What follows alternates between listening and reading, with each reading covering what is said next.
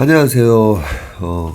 최일호 상무가 풀어주는 미국 시장 이야기 채플비 오늘 10월 24일 월요일 순서입니다. 월요일마다 우리 최상무님이 S&P 500 미국 시장의 밸류에이션하고 한국 시장의 밸류에이션 뭐 이런 거 체크를 해주시고 매크로 변수라든지 쭉 서머리를 해주시니까요. 예, 오늘도 잘 부탁드리겠습니다. 예, 한번 가볼까요? 주가는 주간으로 4.7%가 올라서 주간 기준으로 꽤 많이 올랐습니다. 그래서 이번 달 말 보면은요, 9월 30일 종가가 3,585였어요. 네. 지금 3,752.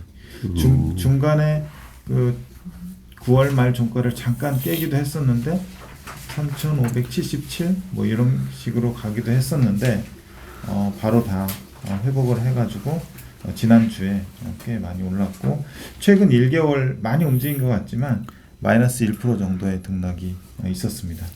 그래서 이번 달 이렇게 가면은 월간 기준으로 플러스 수익률을 낼 것 같고요.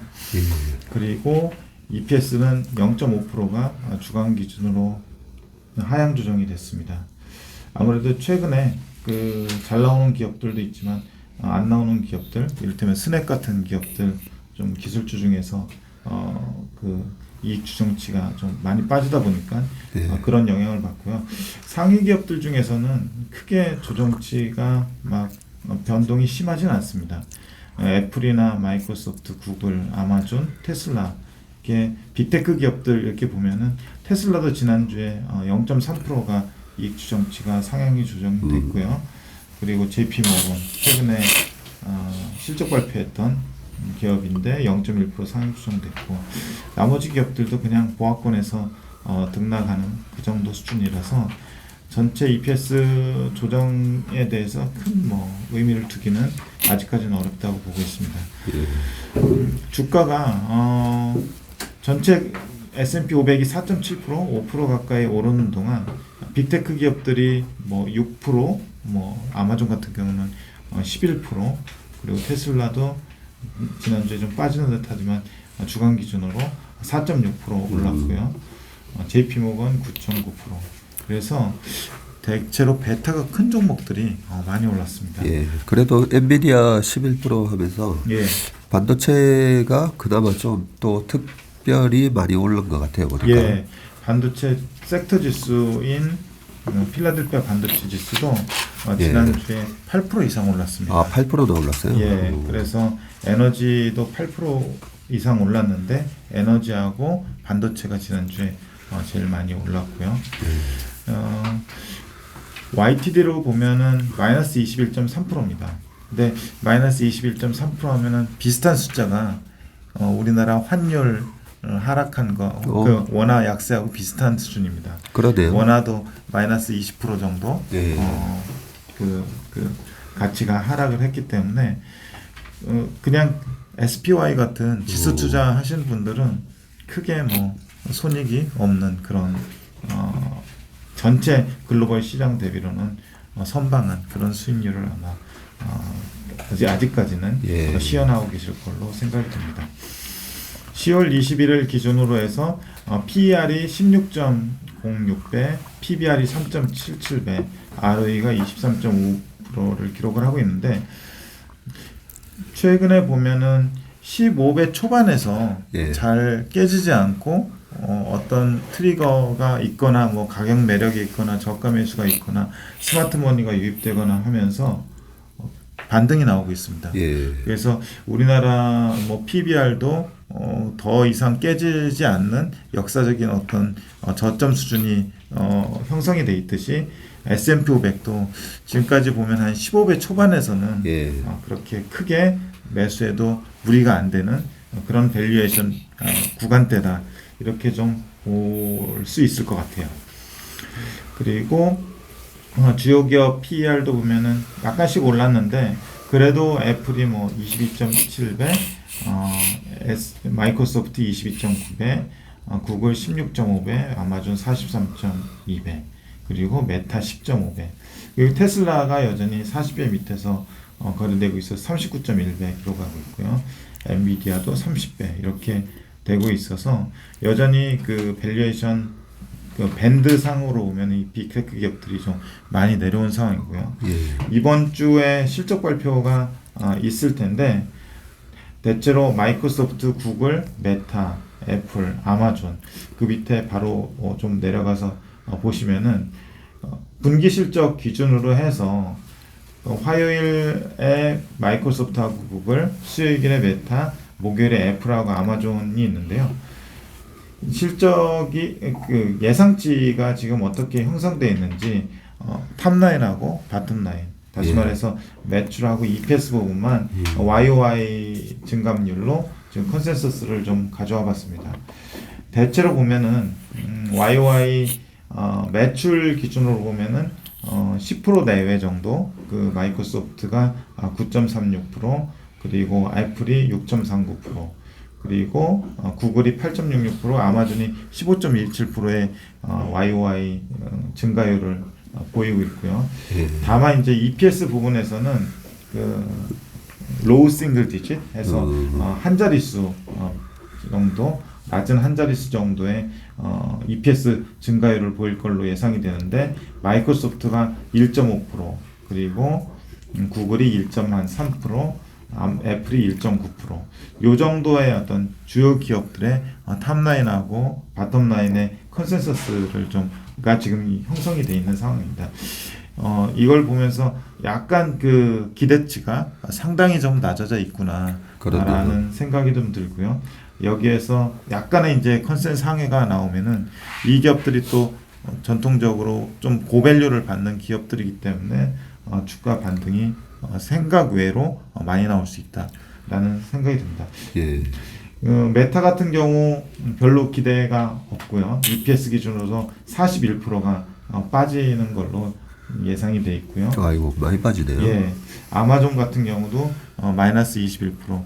이런 그 메타는 뭐 계속 이제 시장에서 경고를 해왔고 돈을 벌 수 있는 구간이 아니기 때문에 이해가 되고 아마존 같은 경우도 대표적 리테일러잖아요. 예. 리테일러들 보면 최근에 비용 상승에 대한 압박을 많이 받고 있어서 요 정도 컨센이 나오는 거는 뭐 특별히 이상하다고 보여지진 않아요. 어쨌든 실적 발표 내용을 발표하는 대로 예. 모니터링하면서 특이사항이 있는지 말씀을 드리겠습니다. 아까 이제 섹터 부분은 남궁재현 주임이 말씀을 해주셨기 때문에 좀 넘어가도 될 것 같고요. 미국채 10년물 기대 인플레이션 장단기 금리차 이렇게 보시면은 지난주 금요일 날 월스트리트저널의 페드 출입 기자가 기고문을 내면서 좀 그 영향으로 단기 금리가 좀 미국 시장에서 좀 빠졌는데 2년물 금리가 13bp인가 2년물 금리가 4.47%를 금요일에 기록을 했는데 금요일 날 빠지면서 주간 기준으로 마이너스 3bp를 기록을 했습니다. 최근에 계속 그 단기금리든 장기금리든 오르다가 네. 지난주 금요일 영향으로 주간 기준으로 2년물 금리는 빠졌고요. 10년물 금리는 4.22%를 기록하면서 20bp가 올랐고 기대 인플레이션은 13bp가 올라서 2.54%를 기록하고 있습니다. 그래서 실질 금리는 장기 금리가 더 많이 올랐기 때문에 1.68% 그래서 주간 기준으로 7bp가 상승한 수준을 나타냈습니다. 그리고 무디스의 AAA 채권이 5.31% 그리고 무디스의 BAA 등급 채권이 6.48% 두 회사채가 13bp, 23bp 오르면서 꽤 그 회사채 크레딧물의 금리가 꽤 많이 올랐습니다.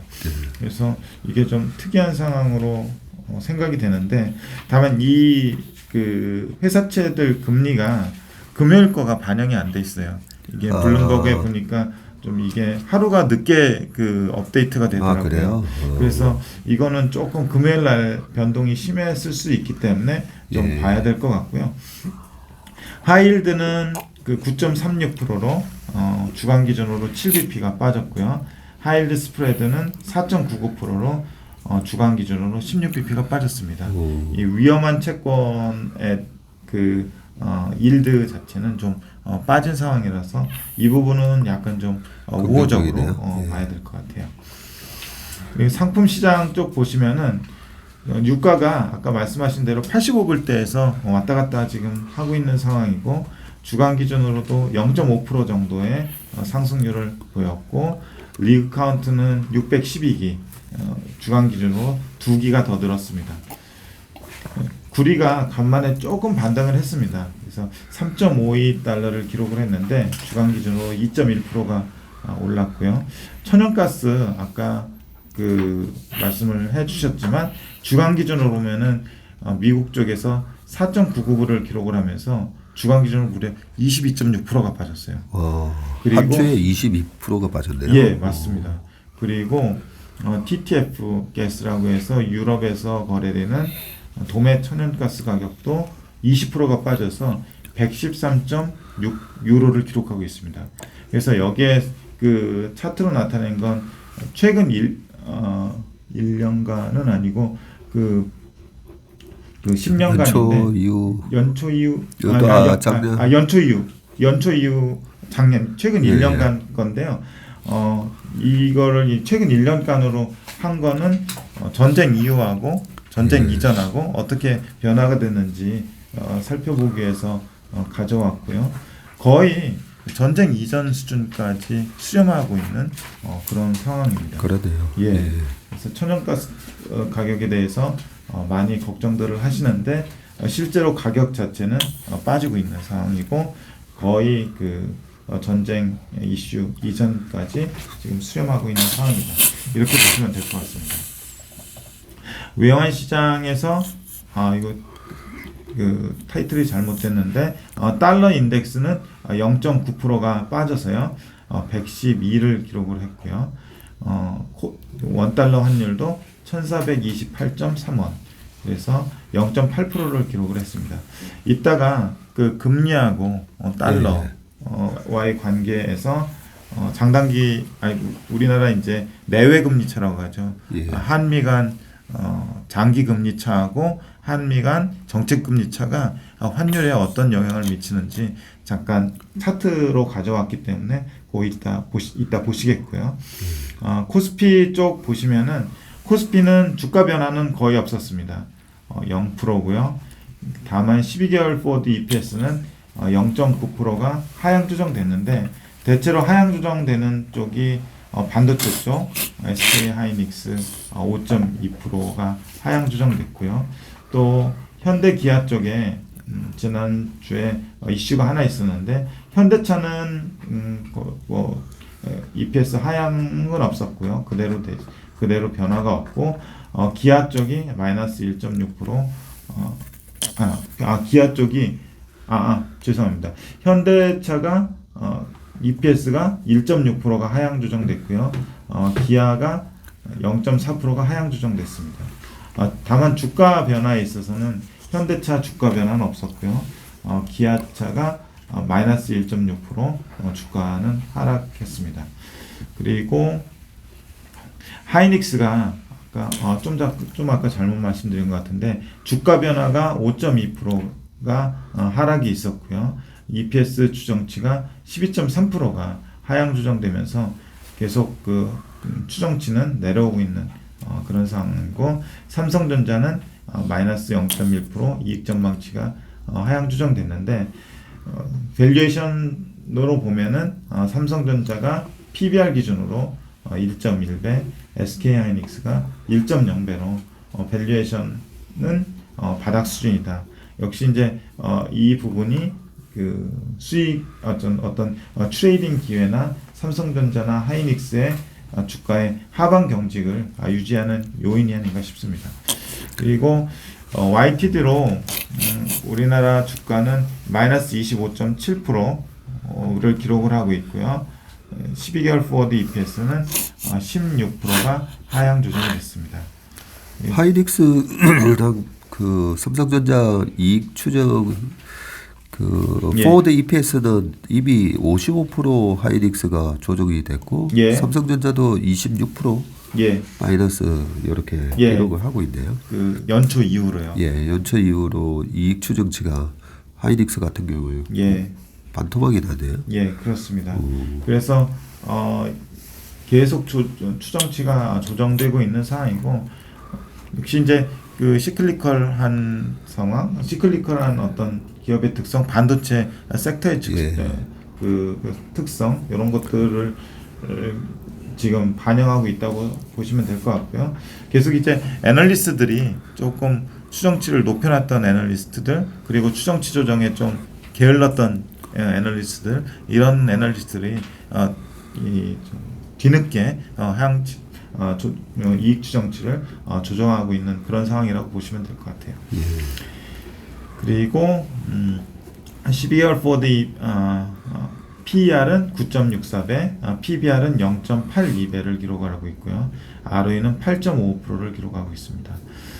PER로 보면은 삼성전자가 11.4배, LG엔솔이 77배, 하이닉스가 13.6배, LG화학이 14배, 그리고 네이버 카카오가 각각 21배, 24배, 현대기아가 5배, 4배 이렇게 거래가 되고 있고요.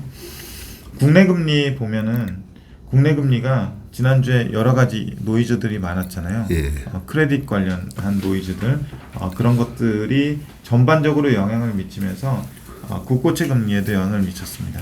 그래서 10년물이 4.64%를 기록하고 있고요. 주간 기준으로 45bp가 상승을 했습니다. 꽤 많이 올랐네요. 예. 주말에 정부에서 약간의 대책을 내놓은 것들이 있기 때문에 이번 주에는 조금 안정이 될 것 같은데 좀 지켜봐야 될 것 같고요. 3년물은 4.5%를 기록을 하고 있고요. 장단기 금리차는 0.13% 포인트 플러스 반전을 했습니다. 아까 서두에 말씀드렸듯이 지금 한미 금리차 그리고 이 환율 이런 부분들이 그 굉장히 시장의 핫 이슈인데 밑에 두 개의 그림을 그려왔는데요. 한미의 장단기 금리차, 10년물 금리차하고 한미 정책 금리차, 한국은행 기준금리하고 연방 기금금리 상단의 차이를 가져왔습니다. 그래서 실제로 본격적으로 환율이 상승한 거는 올해 3월부터 해서 계속 상승을 했었는데 그 이전에 금리차가 어땠고 그 이후에 금리차가 어땠는지 약간의 좀 패턴을 보이고 있더라고요. 예. 그래서 보면은 일단은 장기 금리차를 보시게 되면은 장기 금리차가 지금 국고채 10년물이 4.63% 그리고 미국채 10년물이 4.22%예요. 예. 그래서 그러면 이제 둘을 빼면은 0.41% 포인트 정도 그렇죠. 나오잖아요. 예. 근데 지금 그 회색 음영으로 된 부분이 그 0.2에서 0.6까지 해서 대충 보면은 평균으로 보면은 0.4% 포인트 되잖아요. 딱 그런데요. 예. 예. 그런데 그 이전에 우리나라하고 미국하고 10년물 금리차는 대체로 0.6에서 한 1.1%, 1% 상단 요 정도에서 움직였었어요.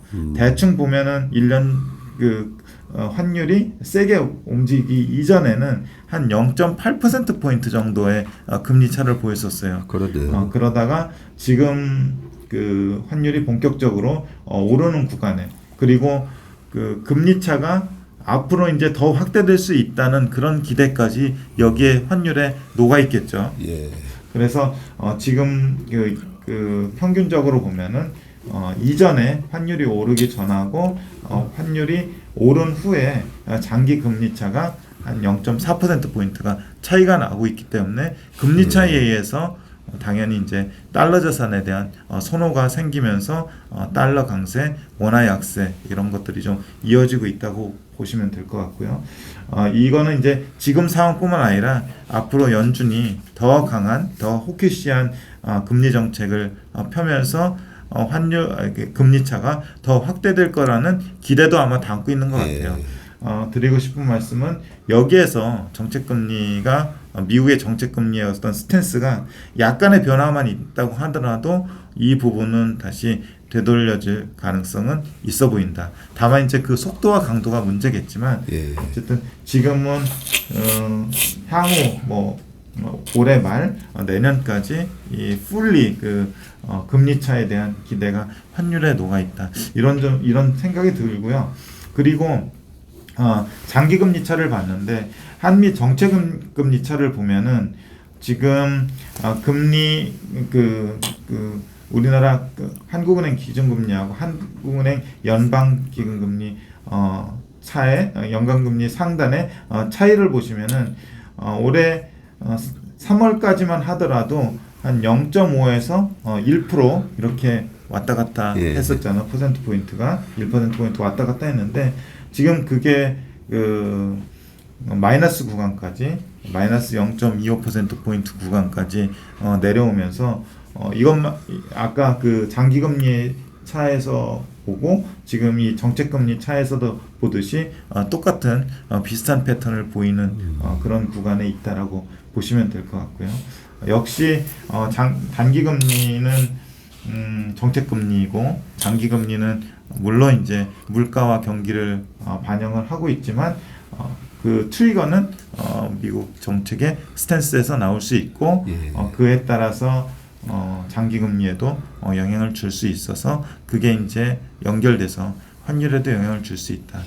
이런 식으로 좀 이 수급만 보면은 이런 쪽으로 생각을 하면 될 것 같고요. 물론 무역 수지나 우리 텍스트에서 배웠던 구매력 결정 이론, 그렇죠. 이자율 결정 이론 이런 것들이 이제 장기적으로 영향을 미칠 수 있어요.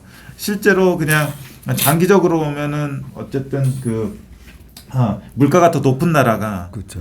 환율이 그 나라의 통화가 약세로 돼 있고 또 물가를 반영한 이자율이 높은 나라가 장기적으로 약세로 갈 수 있는데 지금은 그 연준의 그 정책 스탠스가 너무 강하게 가고 있기 때문에 모든 나라의 그 통화를 약세로 만드는 그런 구간이다라는 것을 좀 이해하시면 될 것 같아요. 우리 최상무님 말씀하시는 거 이래 보는데 갑자기 교수님하고 얘기하는 듯한 재무관리 교수님하고 얘기하는 듯한 느낌을 받았고요. 방금 이제 요 한미 장기 금리차 10년물 가지고 요 지금 표를 만들어 주신 거 보면서 제가 이거 되게 소중한 자료가 되겠다라고 생각을 한 게 우리가 하일드 스프레드, 하일드 스프레드가 결국은 이제 얼마나 경기가 나빠지면 한계 기업들이 도산하는 경우가 많아지면서 하일드 스프레드가 쭉 올라오게 되는 거잖아요. 그런 거와 마찬가지로 우리나라에 대한 지난 주말에 한국이 지금 위기가 올 수 있다. IMF 같은 상황이 올 수 있다. 이런 노이즈가 되게 많은데 그런 노이즈가 시장이 어떻게 지금 판단하고 있는지 이 한미 장기 금리 차 저는 이걸 딱 보여주면 될 것 같아요. 하일드 스프레드처럼 한국의 어떤 그 시스템 리스크가 발생한다라고 하면 10년물 국고채 금리가 더 확 튀면서 그죠? 실질적으로 미국 국채 대비해서 한국 국채의 수익률이 더 튀면서 이 스프레드가 더 커져야 되잖아요. 근데 지금은 보면 1년 전에는 0.8 정도가 평균이었다가 지금 0.4 정도가 평균이에요. 맞습니다. 네. 그 10년물이 4.8%까지 오르면서 저도 이게 좀 걱정이 됐었는데 미국의 10년물도 같이 이렇게 그동안 올라오면서 실제로 보니까 그냥 0.4 수준에 지금 왔다 갔다 하는 수준이고 이것만 봐서는 한국의 어떤 국가 신용 등급에 대한 우려라든지 한국의 어떤 그런 시스템 리스크를 지금은 볼 수가 없네요.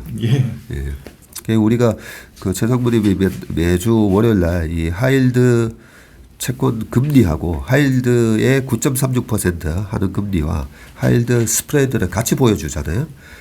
하이일드만 보면 4% 하던 게 지금 9%나 올라왔으니까 시장이 경기가 아주 혹독하게 안 좋아지나 이렇게 생각할 수가 있는데 하일드 스프레드로 그죠? 전체적으로 보면 그렇게 미국 시장에 마켓 리스크가 올 가능성은 없어 보이는 걸 우리가 알 수 있듯이 한미 장기 금리차 저도 되게 주말 동안 고민을 했던 부분은 이 그래프 하나로 이제 답을 주신 것 같아요. 그리고 증시 주변 자금 잠깐 보시면은요. 네. 투자 재탁금이 49.2조 원을 기록하고 있는데 주간 기준으로 한 1.1조 원이 빠졌고요. 신용융자가 지난주에 잠깐 말씀드렸는데 주간 기준으로 0.5조 원이 빠져서 16.1조 원을 기록을 하고 있습니다. 그리고 거래 대금이 굉장히 낮아졌는데 거래소가 6.2조, 코스닥이 5.2조, 그래서 11.4조를 기록하면서 하루 차이 그냥 데일리로 비교한 겁니다. 금요일로 비교했을 때 1.0조, 1조 원 정도가 낮아져서 11.4조 원을 기록을 하고 있습니다. 그래서 어쨌든 그 미국 쪽에서 훈풍이 불었기 때문에 우리나라도 어느 정도 오늘 야간 선물 기준으로 해선 1% 정도의 상승 출발은 가능할 것 같아요. 하여튼 이번 주가 이제 또 10월의 마지막 주인 거죠. 예. 마지막 일이 다음 주 월요일입니다. 월요일이 하루 더 남아 있긴 하지만 6월일 남았습니다. 이번 주에도 조금 기분 좋게 양봉 마감하는 한 주가 됐으면 좋겠습니다. 최일호 성모님 수고 많으셨습니다. 감사합니다. 고맙습니다.